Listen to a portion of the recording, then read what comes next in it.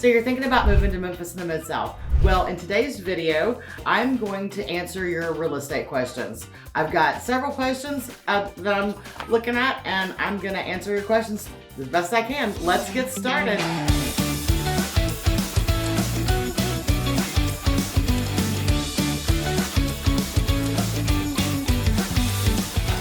So if this is your first time to the channel and you want to know everything there is to know about living in Memphis in the Mid-South, well, you're in luck. I am Amy Clark with Crowlike Realtors. I'm licensed in Mississippi and in Tennessee, and I'm here to answer your real estate questions today. We get calls every day from people just like you getting ready to move into Memphis in the Mid-South. Whether it's 9 days or 9 months, doesn't matter to me. I'm here to help make your move as smooth as possible.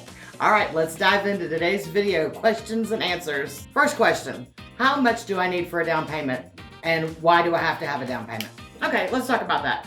So the easiest answer, a down payment is 20% of the purchase price of the house that you determine what you're gonna pay for the house. 20%, that's standard. That's with a conventional loan, but there's other ways to do a down payment, and sometimes you don't even have to have one. So USDA loan, for example, is a loan that you have a down payment. It's where the city is actually, it's more rural, and those cities really want people to live out there, so they give you down payment assistance in the form of zero down payment. So that's one way to not have a down payment. Another way to not have a down payment is by using a VA loan. And so a VA loan allows you to skip the down payment process. But now you have conventional loans, they're 20%, 3.5%, or 5%. So there's a big difference in the way in down payments and what you can put down and what the lender will allow you to do and what the lender will allow you to put down. So there's that on the conventional loan. And then you have an FHA loan, and that's usually 3.5% down. So that's a government-backed loan for 3.5% down. So you can put money down, or you don't have to put money down. It really just depends on what type of loan and what you're qualified for. Okay, next question. What is the difference in being pre-qualified and a pre-approval? So a pre-qualification is very preliminary. It's the first step in the process. That checks your credit. They see if you're even qualified to buy a house right now.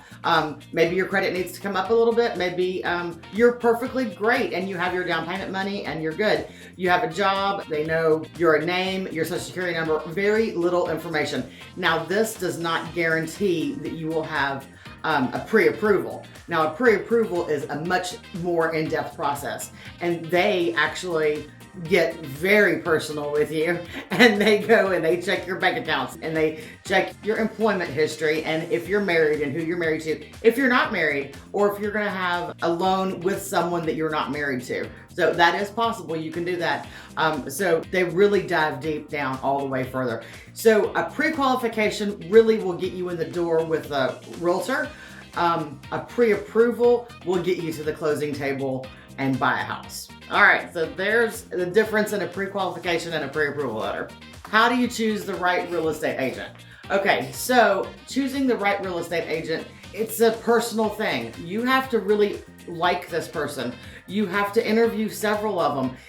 If they don't give you the right vibes, you're not going to work well with them. But you also need somebody that does a lot of deals, somebody that really works, and they're in the business. They do it all the time. You need somebody on your side, and you can ask them specific questions.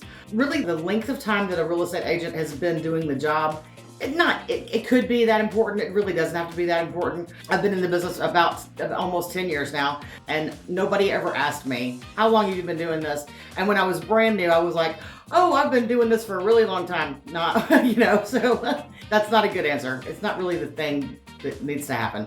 So interview 2 or 3, and personality is going to be what gets you to the person that you can deal with. Now, I have had people just walk up in an open house and say, can you represent me? And I've said, well, of course, I don't have a preference in a client. The client has to like me, though. I mean, it does help if they like me. So that we can get the process moving and get things going and get moving on with things. All right, the expert said trust and communication. That's what you need to know when you are hiring a real estate agent. Okay, what are closing costs and how are they associated with buying a house? Okay, so closing costs is when you're a buyer, you go to a lender and you get a loan. And closing costs are associated with the loan. It's typically in our market, it's about 3% of the purchase price of the house. So lenders do have different rates now. So you can have a lender that you're actually pay more fees with, okay? Well, you can get one where you have less fees. You just need to understand that lenders do charge and they get paid at the closing table. So you get your loan and the closing costs do not come out of the loan. You have to come up with these closing costs yourself. So the closing cost, if you have a $300,000 house, maybe $6,900, $7,000. I've seen them as high as $25,000 in closing costs. Know what you're getting into when you are buying a house and getting a loan. Make sure you have the closing cost money at your disposal. So buying a house isn't cheap, and you have to have down payment and closing costs, and then there's other things, moving costs associated with it too. But closing costs are the fees that the lenders charge you to originate your loan and to get the appraisal done and to get all the title work, everything like this. So everything is added up, and that's what goes into closing costs. So that has nothing to do with me, and I don't know your closing costs. I'll have to ask your lender how much in closing costs you're going to be bringing. Now, if you don't have closing costs money available to you, then what you do is maybe you and your realtor get together, and when you present the offer, you can actually ask for the seller to pay some of your closing costs. So that's a thing that's happening right now. It's called seller concessions. And a seller concession can be anything from closing costs to giving you money back for new carpet. So that's just the way the money is handled at the table. Now, remember, the buyer brings the money to the table. The seller disperses it. The seller pays their fees on their end, and you pay your closing costs on your end.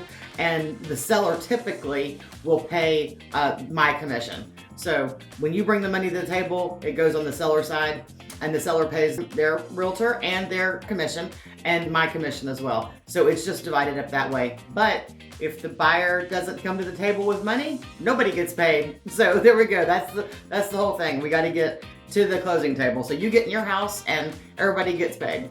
But that's what closing costs are. Okay, what is earnest money and how do I pay it and who holds it and can I get it back? So earnest money is a good faith money, and you send it to the seller with the offer or the day after the offer once your offer is accepted. But it could be 1 or 2% of the house price.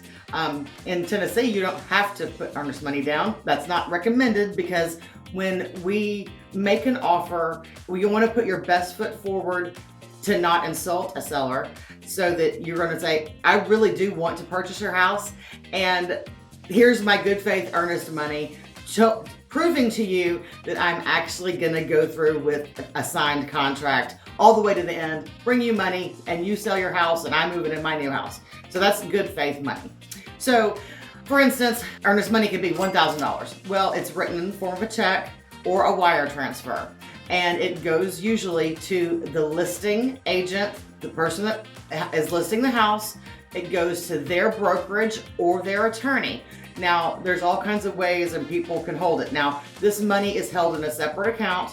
Neither real estate agent or realtor will touch your money. You write the check, you send it in to whoever's holding the money, either an attorney or the brokerage firm, and that money sits there for 35 days waiting on you to close. Now, at the end of the deal, that $1,000 comes off the top of the purchase price of the house. So if it was $300,000, now it's $299 because you've already put $1,000 in the pot. That is not your down payment. That is not your closing costs. This is extra on top of those things. Okay, so when you get the inspection, there's contingencies. This house is contingent upon the appraisal. This house is contingent upon an inspection. So if the appraisal doesn't go well and nobody's happy, we can dissolve the contract and you can get your earnest money back. If the inspection doesn't go well, you can get your earnest money back. So without any money taken out of it. Now, if the seller or the buyer can't agree on dissolving the contract and separating earnest money out, it will go to arbitration, and lawyers will take that whole $1,000 and you'll never see any of it again. Probably, that's usually what happens. So yes, you can get your earnest money back if it's through no fault of the buyer. So if it's through a fault of the seller, then yes, you can get your earnest money back. or if the inspection is not up to par, or something else can happen. So anything, can happen, but as long as it's not on the fault of the buyer. The buyer's under contract, the buyer gave money, the buyer wants to go through with it. Now, if you can't get your loan, you lose your earnest money.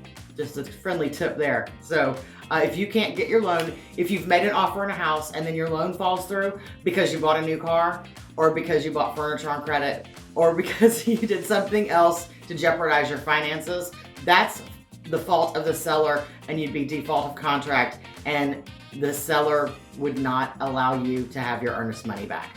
Okay, so make sure you're talking to the realtor the whole way through this, so you know exactly where your money is, and is it or is it not in jeopardy. All right, I hope my answers helped you answer some of your questions about real estate and the real estate market. So if you liked it, like me and subscribe to my my YouTube channel, Living in Memphis in the Mid-South. I get calls every day from people just like you, ready to move in a few months or a few weeks. I'd love to help make that move as smooth as possible for you. So let's connect, call me, and I'll get in touch with you, and we'll see what we can do for you. Thanks for watching my video, question and answers, and maybe I'll come up with another question and answer one later. Thanks.